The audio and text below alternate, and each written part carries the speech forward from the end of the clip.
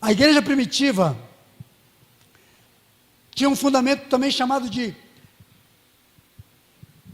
compartilhar a mensagem e a pessoa de Jesus de casa em casa. Eles iam nas casas, nas famílias e compartilhavam. Não é isso que diz? E partiam o pão de casa em casa. Porque a palavra pão,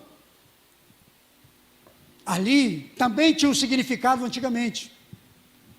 Eram duas senhas que existiam dentro do contexto da igreja primitiva. Sabia? Porque havia uma perseguição em massa contra os cristãos da época. Então eles usavam códigos, usavam senhas. Por exemplo, eles desenhavam um peixe no chão, perto de uma casa, para dizer, aqui tem uma célula, aqui tem um GM, aqui tem um grupo, aqui se reúne um povo. Desenhavam um peixe, porque o peixe passou a ser símbolo do cristianismo por muitos e muitos anos, ainda é. Mas é por causa disso, era uma senha, porque Jesus tinha multiplicado o pão, o peixe, lembra? Então passou a ser uma senha. Então eles desenhavam um peixe, faziam aquele para cá e o outro para lá, e traçavam as duas meia-luas. Era só isso, uma meia-lua para cá, a outra para cá, formavam o peixinho. Eles usaram isso por muito tempo, então todo mundo olhava, opa, aqui tem peixe, aqui tem uma igreja, aqui tem um povo, aqui tem um grupo. Eles usaram o peixe. E usaram o pão por muito tempo como figura de Jesus, porque Jesus em João 6 diz, eu sou o pão da vida, o pão vivo que desceu do céu. E Jesus multiplicou o pão. Então eles usavam o pão como a figura de Jesus. Diz aqui que ele partiu o pão de casa em casa. Então a igreja compartilhava a palavra, compartilhava Jesus, compartilhava o evangelho com a sua geração. Através dos GMs, que é o nosso caso, vamos falar de GM, testemunhando pessoalmente para as pessoas do que Deus tinha feito na vida delas. Então esse era o terceiro pilar que a igreja cresceu, e diz que eles faziam isso diariamente, compartilhavam o pão de casa em casa. Ia visitar alguém, vou compartilhar o pão. Eu vou compartilhar o pão na casa do fulano. Ah, eu estou indo visitar fulano.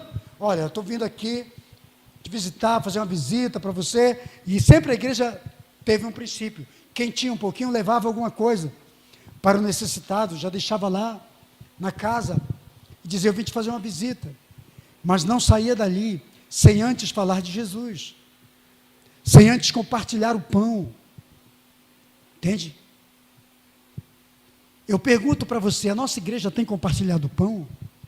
Será que o nosso povo está compartilhando o pão da vida?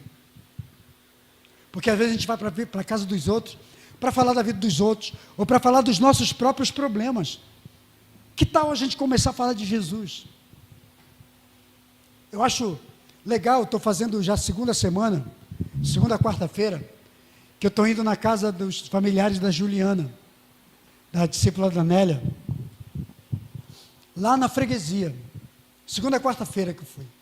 Até falei para a Silene, daqui a pouco tem que levá-la comigo, porque só está dando mulher. Eu sou o bendito fruto, né, Nélia? Nélia também está indo. E a visão depois é deixar uma mulher lá. Mas sabe o que eu vejo? Eu vejo as pessoas, nem não são crentes, né? Agora que está desviado, está vindo amanhã, inclusive, espero que amanhã tenha um grupo aqui, e vocês recebam muito bem esse pessoal, viu? Mas eu estou achando assim legal, porque no meio dessas pessoas, é muito bom a gente falar de Deus, porque estão com sede e com fome, tudo que a gente fala é novidade. Maravilha. Eu aproveito para falar. Eu gosto disso. E estou ali semeando e pescando. Então, é muito importante a gente entender essas coisas. Agora, é nosso dever compartilhar. Sabe por quê?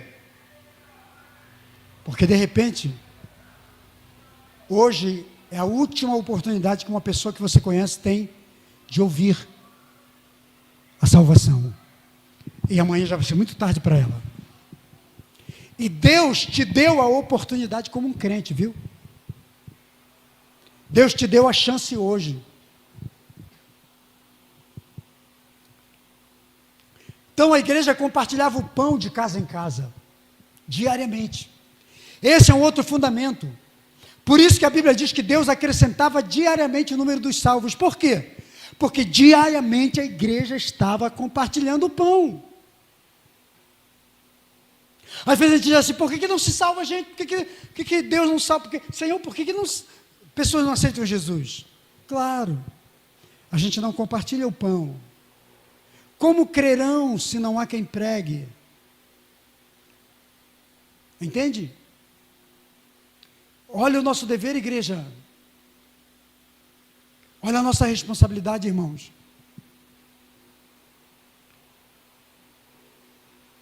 Pregar a salvação é o nosso dever. Compartilhar o pão é o nosso dever.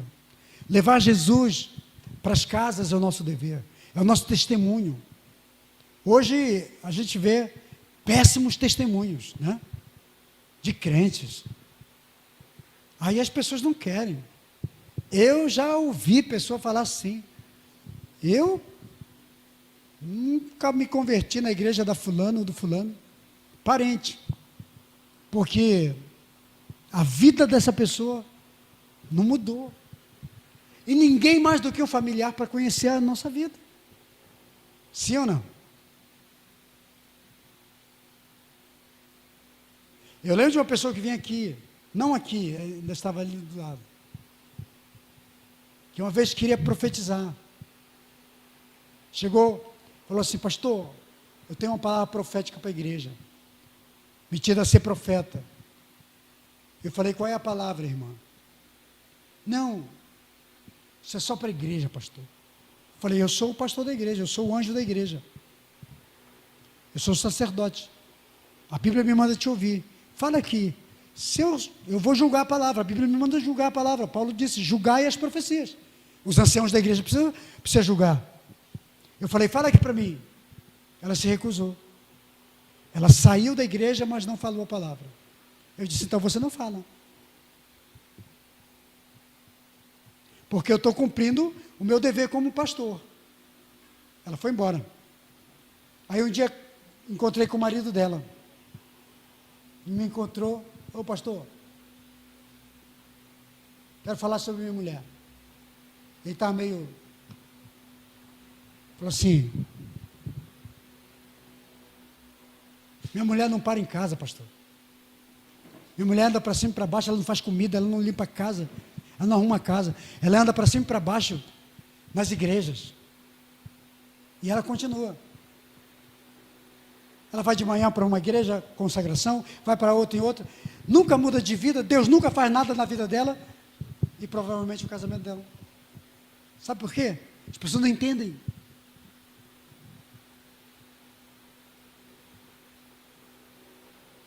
Então, queridos, precisamos ter testemunho pessoal. Paulo disse que tem mulher que ganha o marido com o próprio testemunho. Não precisa nem pregar o evangelho. E vice-versa. Paulo fala lá em Coríntios. O padre, o monge São Francisco de Assis, dizia, pregue o evangelho. E, se necessário, use palavras. Olha que coisa. Pregue o evangelho. Se necessário, use palavras. Tremendo isso. O que ele quer dizer? Viva, cara. Paulo disse que o evangelho é uma carta aberta, não é? Que o cristão é uma carta aberta, não é? Você sabia que a igreja primitiva não tinha Bíblia? Nós temos, eles não tinham. Eles tinham Jesus. Eles tinham experiência com Jesus. E viviam a doutrina dos apóstolos. O que os apóstolos ensinavam, eles viviam, praticavam. Eles não tinham Bíblia. Nós temos Bíblia. E nós só pregamos se tiver Bíblia. Você já viu isso? Nós só evangelizamos se ler um versículo bíblico. Engraçado, a igreja primitiva não tinha Bíblia, não tinha versículo para ler. Eles eram o evangelho. A experiência deles, a vida deles era o Evangelho. Ô irmãos, nós precisamos entender isso. Hoje nós temos tanta facilidade, você vai para a internet, você não precisa mais nem ter Bíblia. Você só baixa um aplicativo, ou então vai no Google, tem Bíblia online, tem tudo. Nós temos toda a palavra de Deus, só não temos... deixa eu mudar aqui a frase. Nós temos hoje toda a palavra de Deus escrita, digital, de qualquer lugar. Só não temos uma coisa, só não somos a palavra de Deus. Você entendeu? Nós temos, mas não somos ainda. Porque quando formos, queridos, nós revolucionaremos. Mahatma Gandhi, que foi o maior propagador do hinduísmo, ele disse: eu acredito no Deus do cristianismo, só não acredito nos cristãos do cristianismo. Eu não confio neles porque eles não vivem o cristianismo. Um hinduísta, falou isso.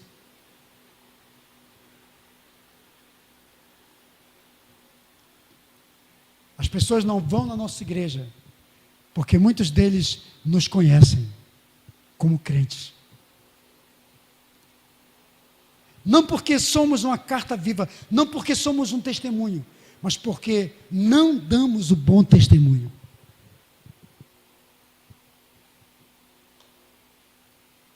E, sinceramente, eu estou muito preocupado com a nossa geração. Nós precisamos voltar urgentemente para o Evangelho e começar a viver e a pregar, para ganharmos as pessoas.